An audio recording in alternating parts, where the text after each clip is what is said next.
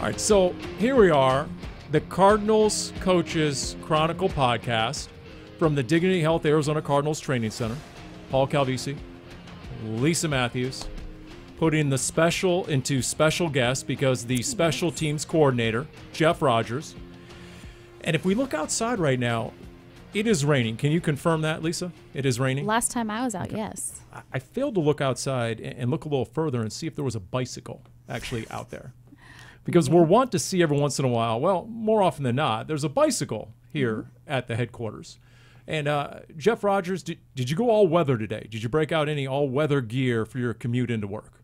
No, I broke out my car. Back to basics. It's good, okay. Go back to the car. Okay, well, because we know you're a devoted enthusiast when it comes to cycling, but you're not a whack job, I guess. You know, when it gets the weather like this, then, okay, there is reason it does intercede. Yeah, I mean, I try and take advantage of the weather as much as possible, but anytime it's raining and 50 and a disaster weather-wise, we're not riding. Which usually here you're in the clear. It's beautiful weather most of the time. So how often do you ride your bike into work?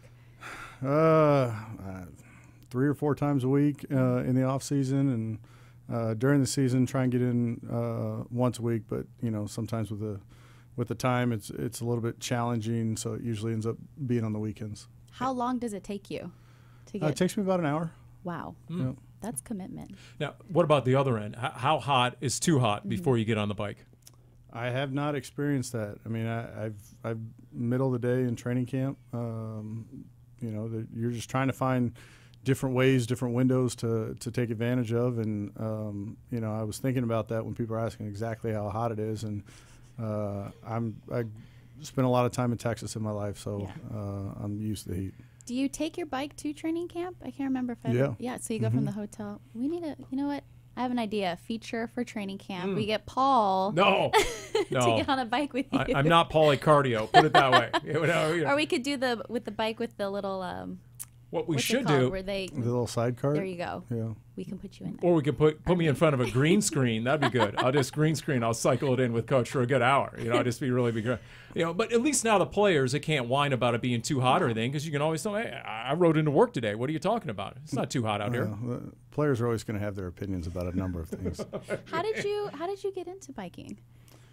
You know, my older brother was kind of into it. When I took the job in Denver in 2011, he'd already been with the Broncos for 2 years, and you know, it's just an easy way to get out and do something.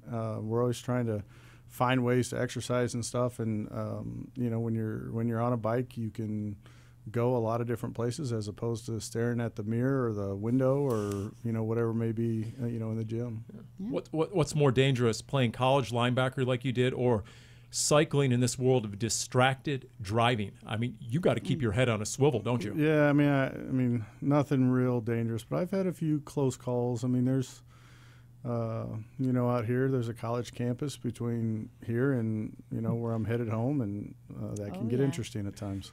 Oh yeah. How do you keep going throughout, like, you know, an hour? Do you have music in, or is it? Usually, or I'm listening to a podcast. Okay. Something to kind of hold your attention for as long as it may go. But yeah, I mean, it's not. You know, you got to keep it kind of low because you want to be aware of your surroundings, and so it varies as to, you know, what's going on. Are you going to recruit any coaches to join you on a bike ride in? You know, VJ, Coach Joseph, he's on the bike some. You know, I mean, him obviously just coming from Denver, and there's a lot of people in that organization that do that. So I know he's doing some spin things right now, but when his bike gets here, he said he's going to join us on the track. We need to do like a Soul Cycle spin class together. Have you done that yet? I have not. Oh, come on. I have not. We need to get you in there. Well, obviously you have a good relationship with Vance Joseph. You're calling him VJ, but it goes beyond your Cardinals days. You guys go back to your 49er days like a decade ago or so, right? Yeah, 2005 to 07. I was there when he got there, and he was there when I left and stayed a few more years. And you know, you see guys every year at the Combine, the Senior Bowl, Pro Days, across the field, you know, and maintain relationships. And Vance, the guy that I've kept in touch with.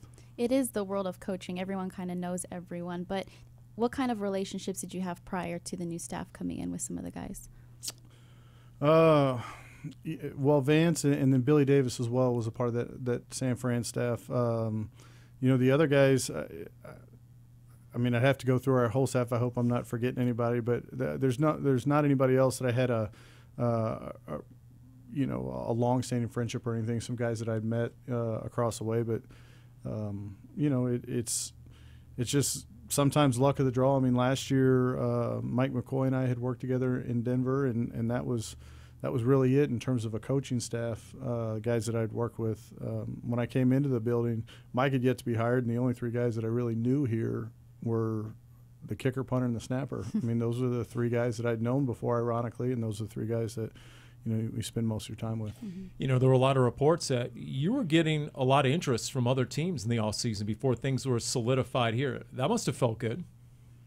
Yeah, I try not to comment too much on any of those things. I mean, truthfully, you don't know as a coach because there's a chain of information that has to go down when that happens. And, before the other clubs can even contact you personally, they've got to contact the organization, get permission, get denied permission, whatever those things may be. And ultimately, when you're under contract, it's the club's decision whether or not, A, they want to allow that, and B, if they even want to tell you that hey, such and, this team or that team may have put in for you. So what was your reaction when you found out that you would be retained and come back here? Yeah, I was excited. I hadn't really been around Coach Kingsbury yet, and it was good getting to know him and seeing, kind of what his vision was philosophy-wise and all those things. And, this is a heck of a place to live, and really enjoyed my time here. And, every year when you come into the off season, you start over. Mm-hmm. And everybody always says that, but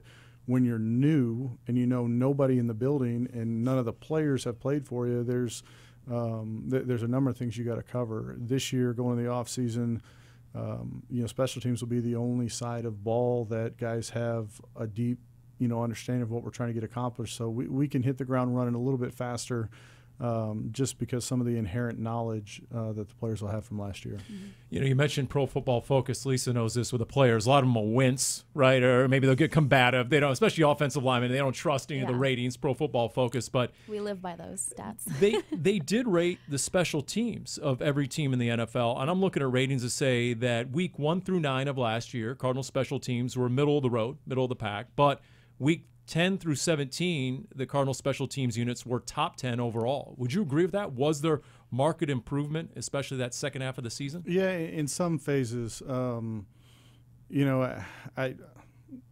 sorry about the plug, but I don't keep up with the PFF stuff. I obviously know. I'm talking about their player grading stuff. They do a great job when it comes to some statistical analysis and things like that. But in terms of like rating and stuff, and correlating to how we did last year, I'd say that there are some phases where we were fairly consistent all year, and then I think you and I had talked about at one point, our kickoff return the second half of the season was better. Our punt return the second half of the season was better. We were more consistent in that regard, and yeah, I mean our punt team was pretty decent throughout the season, but those guys got on a roll, and it continued all the way through the end. So what would you say was the strongest unit in 2018 with the special teams? Yeah, I mean, I'd say our punt team. It was Andy had a great year, and it starts with Aaron snapping the ball and doing a good job that way, and the guys protecting Andy. But Andy probably had his best season, at least since I've been watching him, and I was in San Fran when we drafted him in 2004.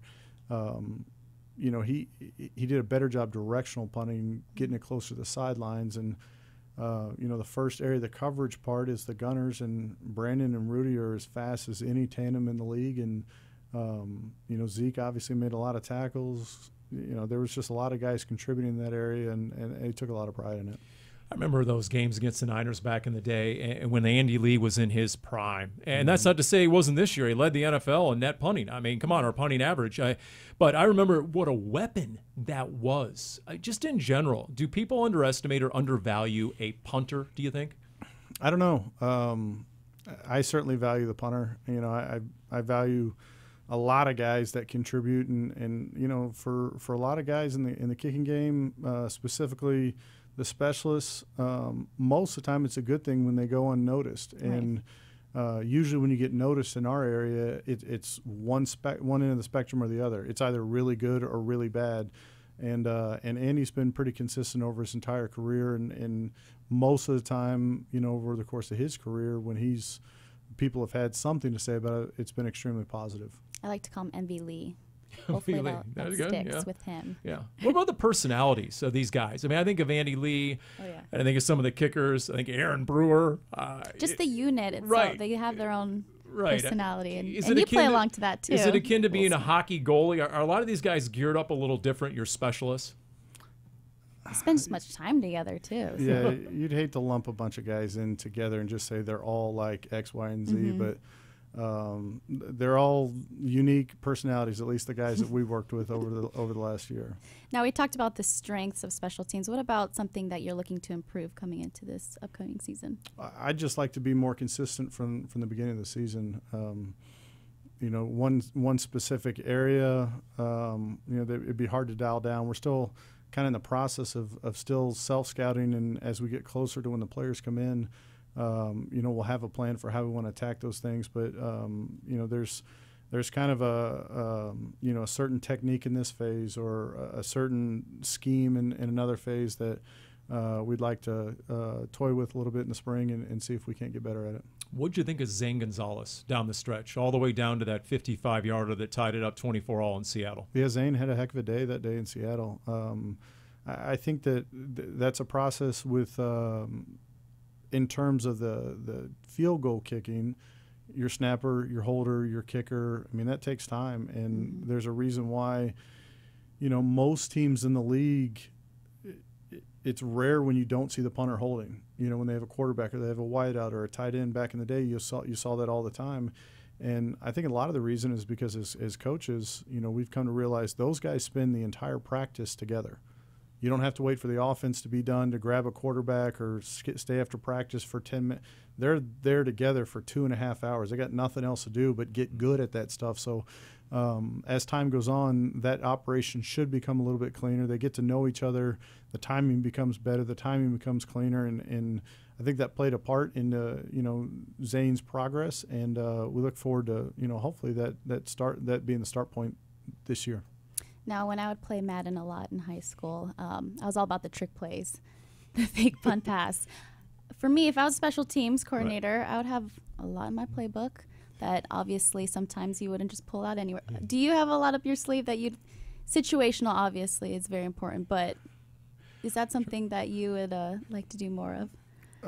It's whenever the situation calls for it. I mean, the answer to your question is yes. I mean, there's way more that every team practices and has installed than what you actually see on game day. And, some guys around the league or some teams around the league are into, hey, we're going to do this regardless the first time we get into this situation. Some teams are saying, hey, if we get into this situation, we get this look, this is what we're doing.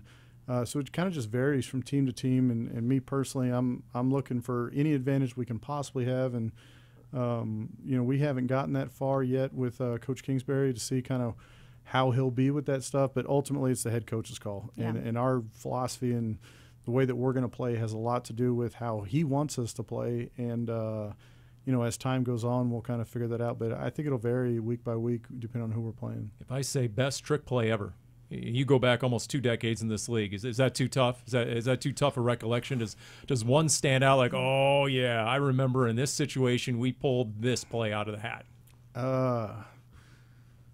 Yeah, it's pretty tough. It'd be tough. I mean, give me a little bit of time and I'll think of something. But we've had some fun over the years doing things with the teams I've been associated with. All right, we have some questions coming in from fans that we're gonna do a little rapid fire with you. Okay. Perfect. First question: what was your first job? Nice. Taking it back. Does mowing the lawn count? Yeah, absolutely. Let's do that. With the parents, either that or technically losing a tooth you get paid for, as a child. So you're going way back. That is a lot of people's first job. That's right. That's a revenue generator right there, losing a molar. Yeah. By the way, were you mowing lawns in Minnesota or was that in Austin? Because there's a big difference there. Halfway between in Illinois. We kind of bounced around a little bit with my dad coaching, so that was about as young as I remember cutting the grass. Now, your first coaching job was at the U of A, correct? At the U of A, yep. Okay, so Arizona, no secret for you. And then before that, you're at Westlake High School, which was renowned, at least for a couple Drew of famous Brees. alums, right? Nick Foles. And some guy who just cashed in with about $50 million guaranteed, reportedly, right? Nick Foles. Yeah, Nick Foles, Breeze, Justin Tucker. There's a couple guys that have played in the NBA. Major League Baseball, Houston Street was probably the last guy that. There's a couple of there's a guy who plays special teams for the Rams. Went to high school. There's a lot of good athletes at that school, and I was there to watch a lot of them. I can't claim to be one of them. Come on, you did well enough to get into college, right? North Texas linebacker. Linebacker. Did enough to get into college. Yeah. Yeah. All right, next question. Would you ever want to be a head coach one day?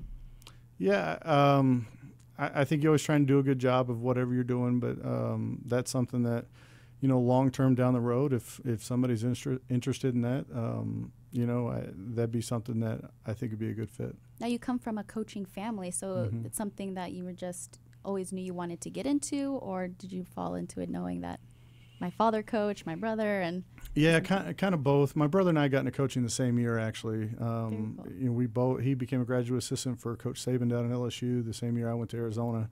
You're around it your whole life, and you understand the business, you understand the demands that it has on a family, and there's a number of different avenues I could have gone into, but I'm not sure that I would have been as happy doing anything as I have been coaching. What about special teams going forward? Do you think we'll have a kick return in 10 years? And where do you see things evolving? Because there was a lot of consternation going into last season, and it seemed to be much ado about nothing, a lot of the rules changes. Yeah, to answer your first question, I hope so. I think, it's hard to have football when you take the foot out of that game, and I think the kicking game is it's something that's ever evolving.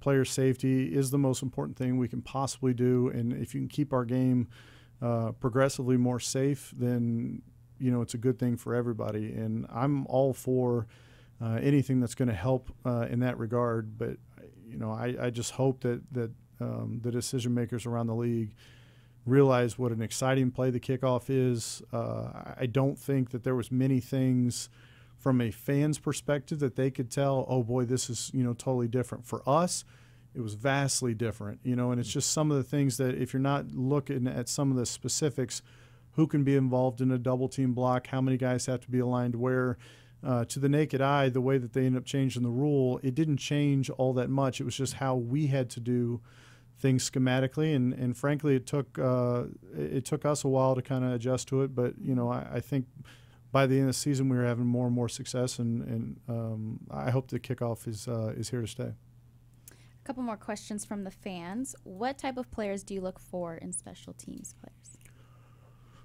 It's a good question as well. I think you got to have guys that love to play ball. They've got to be guys that are non-ego guys. I mean, as I said, largely a lot of the job description is to go unnoticed. So you look for guys that are passionate about football and take a lot of pride in what they do. And thankfully for us, we had a lot of those guys this year. I like that, by the way. You can't take the foot out of football. I like that. I wrote that down. That's good. That's good. Ron Wolfley will enjoy that. 4-time special teams Pro Bowler. He'll like that. I got to pass that along to Wolf. I'm glad I could contribute to it. By the way, how many times does Wolf come up to you and engage you on that? Oh, now, coach, here's why, right? I mean, you get a lot of free advice sometimes. Yes, right? I mean, well, I mean, he's a good resource. I mean, he was playing before I got into coaching this league, so as far back as I may go, 03 was my first year in the league. He had just finished playing, and it helps to hear some of those perspectives. And to your point, your question a second ago about how long is the kickoff here to stay, you realize how far it's come already and what it used to be like, and it gives you a better appreciation for those types of things. All right, a couple more quick ones from fans. Favorite place to bike? Do you take like biking vacations? Will you go somewhere? No. And I don't want anybody to think I'm dressed out like it's Tour de France time. I mean, I believe it. I believe it. I'm picturing this. I try and keep it. I keep it different, as much as I can to see as much of wherever place I may be riding. All right, and then favorite place to eat here in Arizona. Ooh, You can even I'm go gonna back say to U of A. no. I'm going to say North, the Italian restaurant in Kierland? No, in Scottsdale. But I've been the one in Kierland. Okay.